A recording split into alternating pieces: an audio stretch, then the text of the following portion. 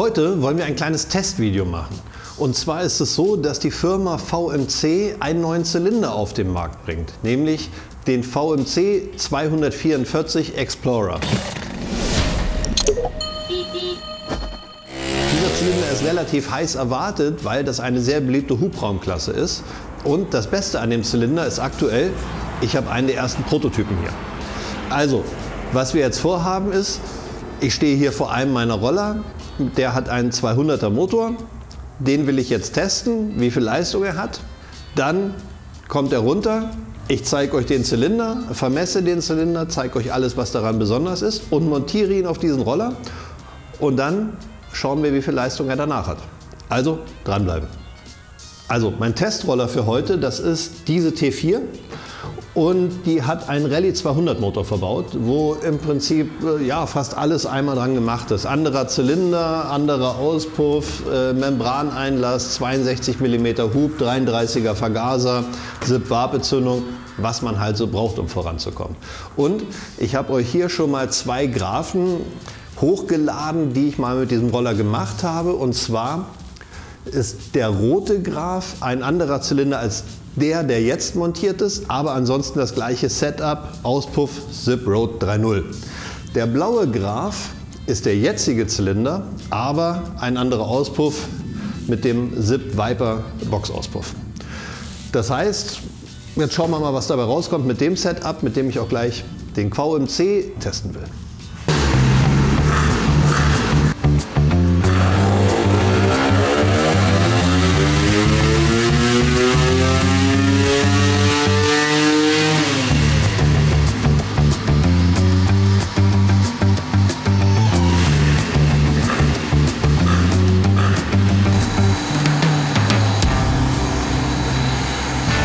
Der rote Graph ist exakt das gleiche Setup, nur mit der Viper Box.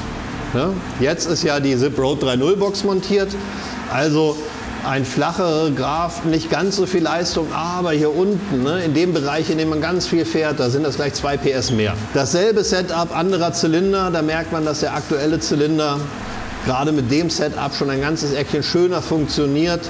Das sind hier 2, 3 PS mehr als der andere und gerade hier hinten ist es nochmal voller. Also aktuell ist ja auch mein Lieblingszylinder verbaut, den ich auch schon oft empfohlen habe. Hat schon seine Gründe warum. Das bedeutet aber auch, für den VMC Explorer Zylinder wird das jetzt ein verdammt hartes Duell, die Leistung zu übersteigen. Denn für eine normale Box mit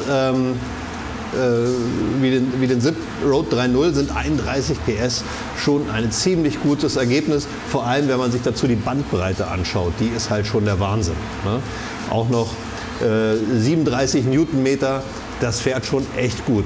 Alles klar, Roller runter, Zylinder runter, anderen Zylinder vorstellen und dann nochmal testen. So, das ist er also nun, der neue 244er von VMC.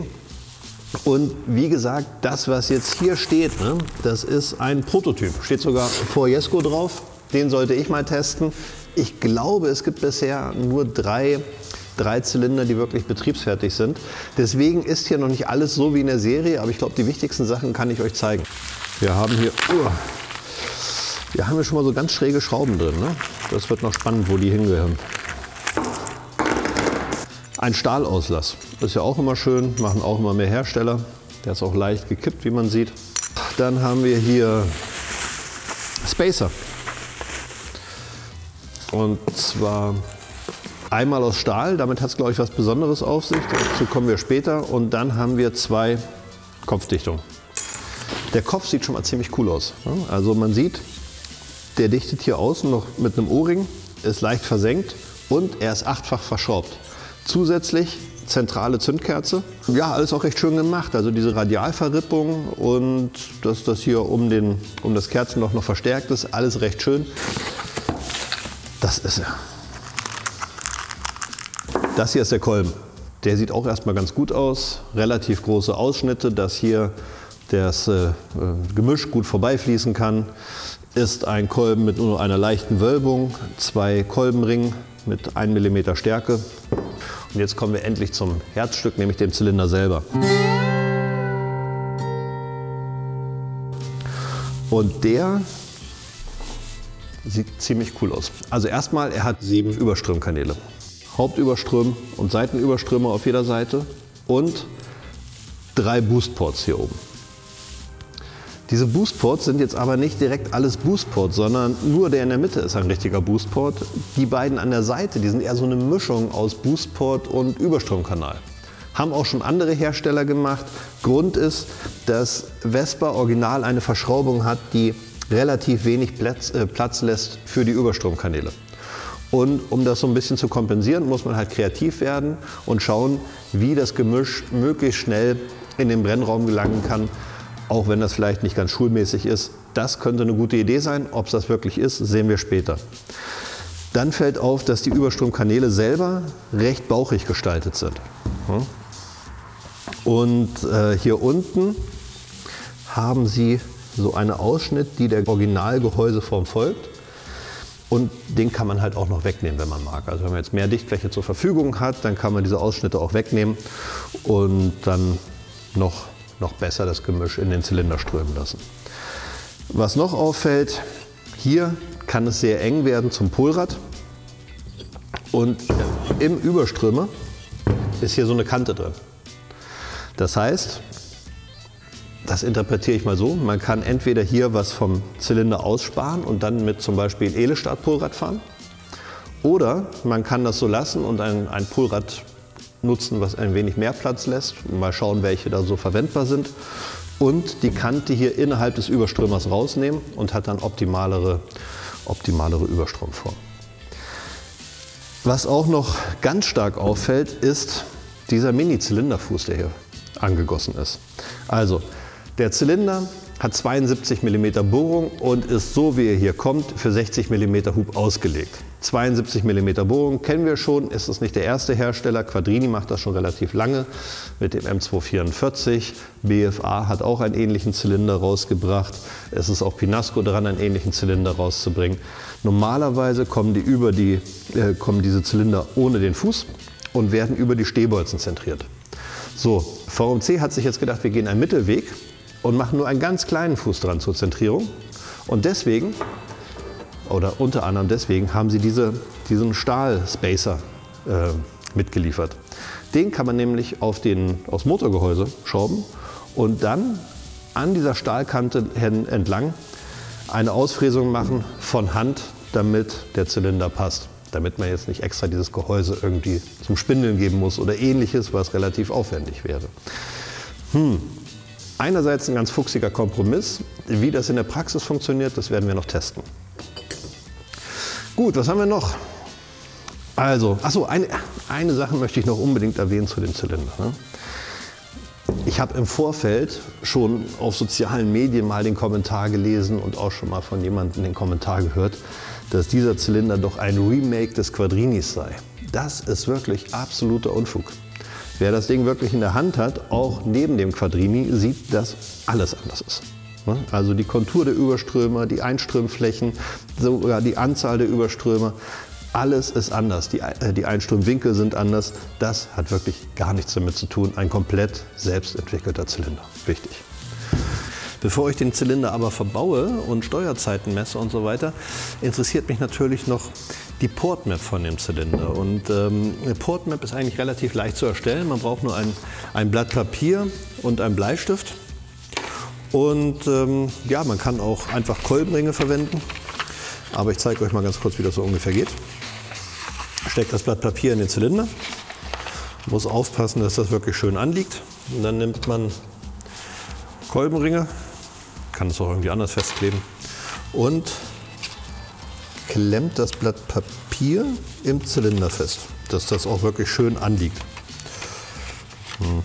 Braucht man Geduld dafür, habe ich nicht. So, und jetzt gehe ich mit dem Bleistift in den Zylinder und mache als erstes, markiere ich mir die Oberkante. Also ich gehe hier so drüber und streiche da so drüber, dann ergibt sich später so ein Bild, wo man genau die Oberkante erkennen kann. Das mache ich hier einmal rum um das Papier und dann gehe ich über die Überströmer.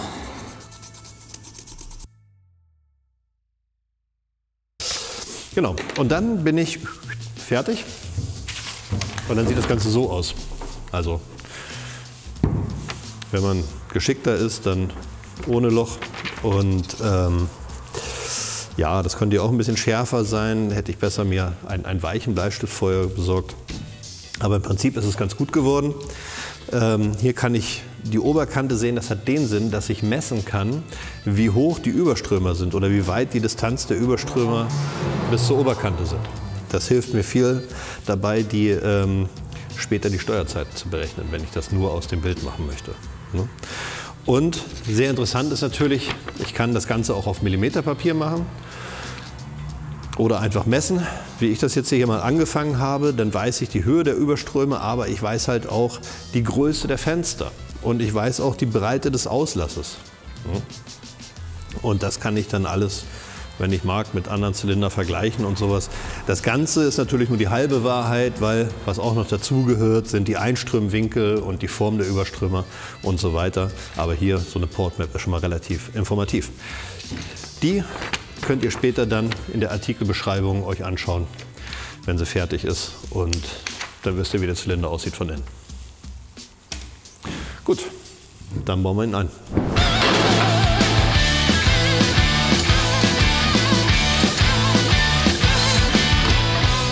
Okay, also der Zylinder ist jetzt gezogen. Ich stecke hier mal diese Vorlage drauf. Ja.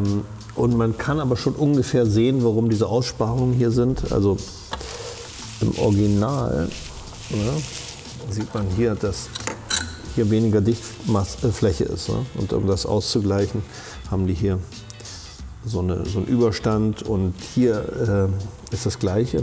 Hier ist recht wenig Dichtfläche. Und deswegen gibt es hier so einen Überstand.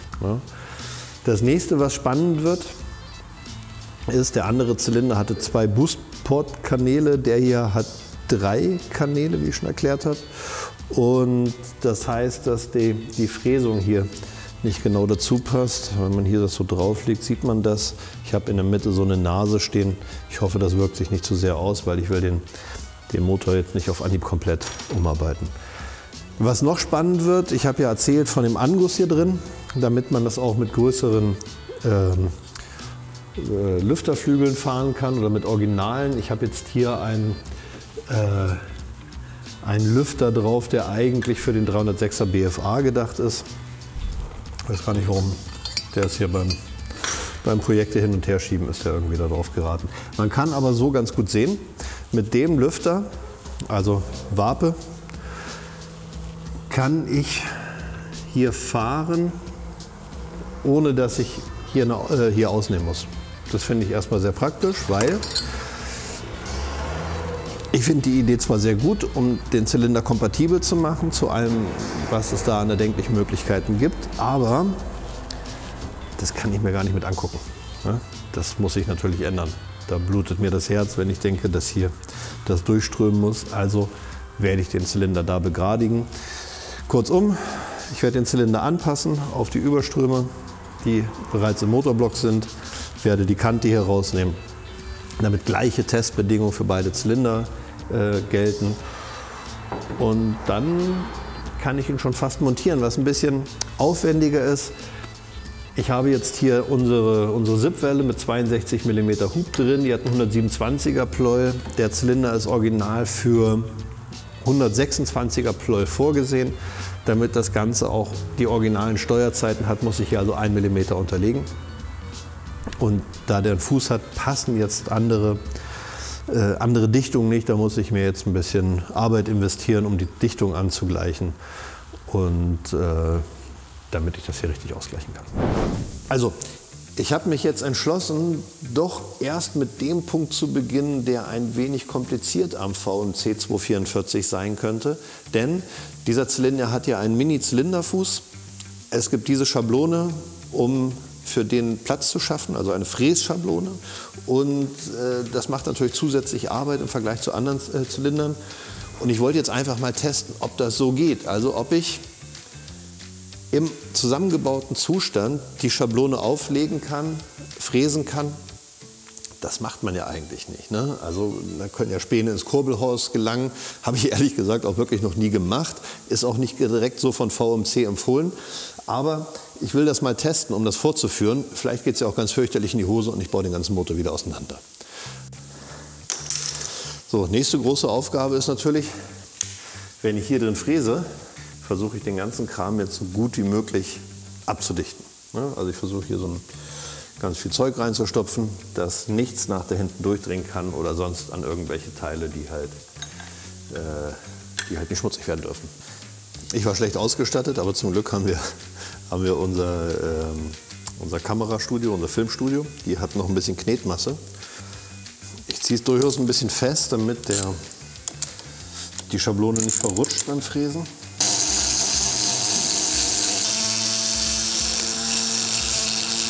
Wie ich gerade festgestellt habe, können sich auch Probleme geben, wenn der Fräser zu gut ist. Denn der hier macht nicht viel Unterschied zwischen Stahl und Alu. Ich habe natürlich hier jetzt die Schablone mit angefräst. Ja? Und dann kann ich natürlich 3 Tage fräsen.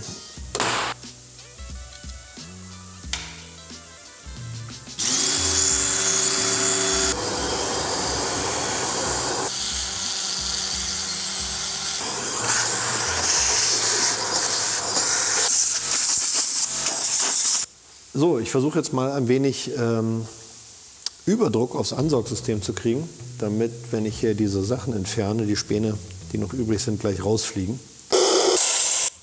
Also jetzt mache ich nur eine Probemontage, um die richtige Zylinderhöhe zu testen. Das heißt, ich versuche jetzt zuerst, den Zylinder so auszudistanzieren, dass der die richtige Höhe hat, zusammen mit der Quetschspalte oben. Ich habe aktuell nur Kopfdichtungen für den neuen Zylinder. Zusammen ergeben die genau den Millimeter, der mir fehlt. Das ist ganz praktisch. Und jetzt gleiche ich unten aus, dass der Zylinder auf der richtigen Höhe ist, sprich die empfohlene Quetschspalte von 1,3 mm hat. Und wenn ich das habe, dann messe ich mal die Steuerzeiten.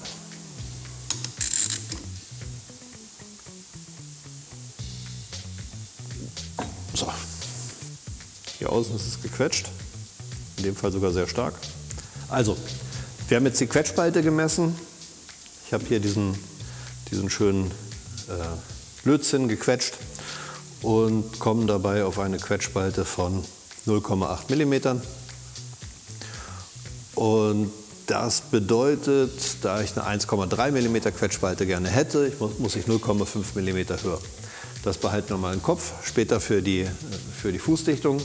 Jetzt will ich aber erst mal die Steuerzeiten messen. Dazu kann ich dann später locker diesen halben Millimeter hinzuaddieren. Also jetzt ziehe ich den Zylinder wieder, passe eine Fußdichtung in der richtigen Höhe an und dann kann ich den ganzen Kram eigentlich auch schon fast montieren. Natürlich muss ich auch noch den Zylinder an die Kontur der Überströmer hier im Motorblock anpassen.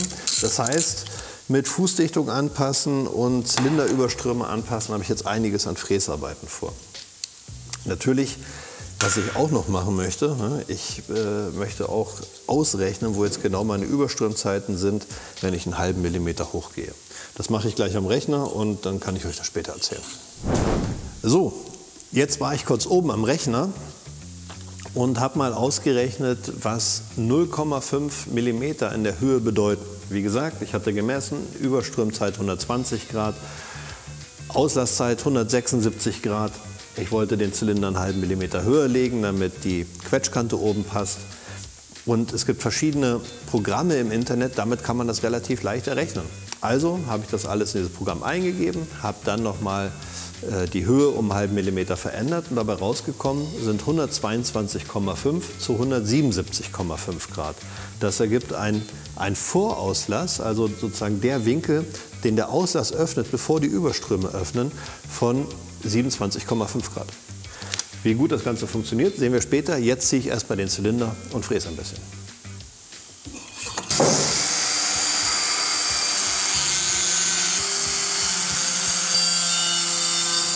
So, Dichtung habe ich angepasst, die passt jetzt hier auf den Zylinder. Dann habe ich natürlich beim Zylinder die Überströme auf den Motor angepasst. Das ist jetzt auch ganz schön. Dann habe ich hier diesen Knubbel, der für große Originallüfterräder ist, den habe ich auch rausgenommen, dass das sozusagen man das Potenzial auch richtig ausschöpft. Den Auslass habe ich montiert. Jetzt muss ich den Zylinder nur noch draufstecken und dann können wir auf den Prüfstand.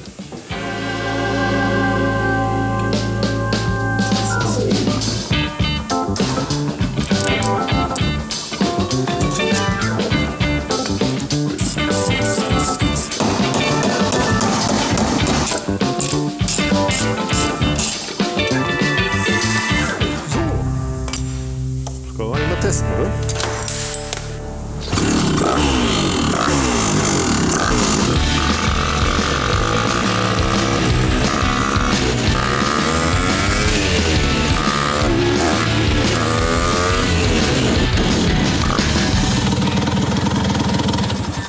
Genug eingefahren, ab auf den Prüfstand.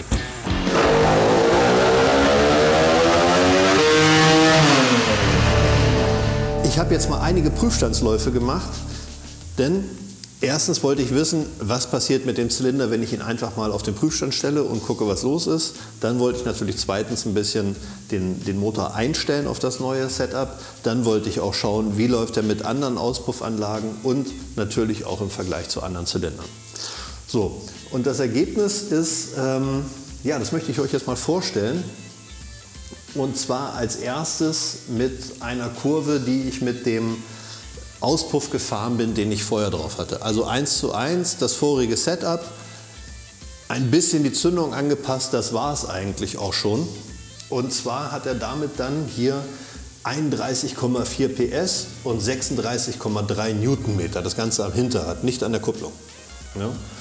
Und wie man sieht, ist diese Kurve sehr, sehr breit, sehr harmonisch und sehr schön zu fahren. Also das ist schon mal ziemlich geil. Bitte haltet euch nicht zu sehr an Absolutwerten fest. Je nach Prüfstand und sowas kann das variieren. Das ist schon ein sehr guter Wert. Ich kenne diesen Prüfstand natürlich sehr genau. Ich kenne auch unzählige Motoren, die hier drauf waren. Die Leistung mit einem ZipRoad 3.0 und das Band ist absolut klasse.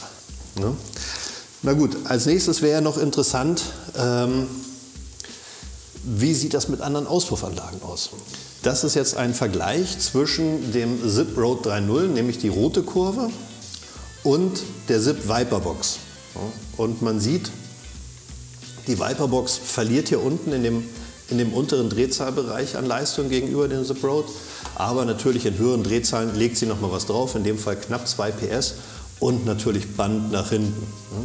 Fairerweise muss man sagen, ein Originalzylinder mit relativ flachem Auslass wie hier ist natürlich nicht wirklich das, was die Viperbox will. Die hätte gern ein bisschen mehr Vorauslass, dann steigt die Kurve hier hinten und das ganze Ding macht noch mal mehr Leistung und noch mehr Band. Das ist dann der große Unterschied, wo sich die Viperbox wirklich lohnt.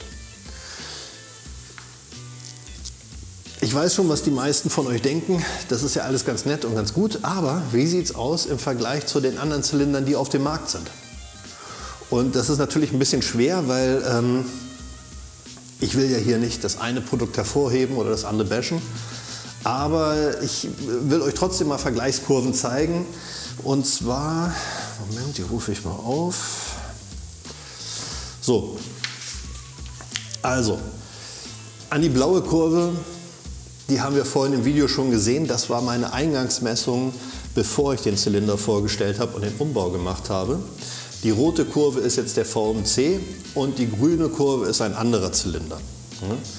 Und dieser andere Zylinder, das muss man fairerweise sagen, ist nicht für dieses Setup ausgelegt. Das heißt, auch wenn der jetzt hier etwas ablust, aber der hat einfach andere Stärken. Warum ich den trotzdem vergleiche, hat einfach zwei Gründe. Ich habe die Kurven mit genau dem gleichen Setup zum Vergleich hier, von anderen Zylindern leider nicht. Und man kann hier auch sehen, wie hoch die Kirschen hängen, wenn man sich in dem Bereich messen will.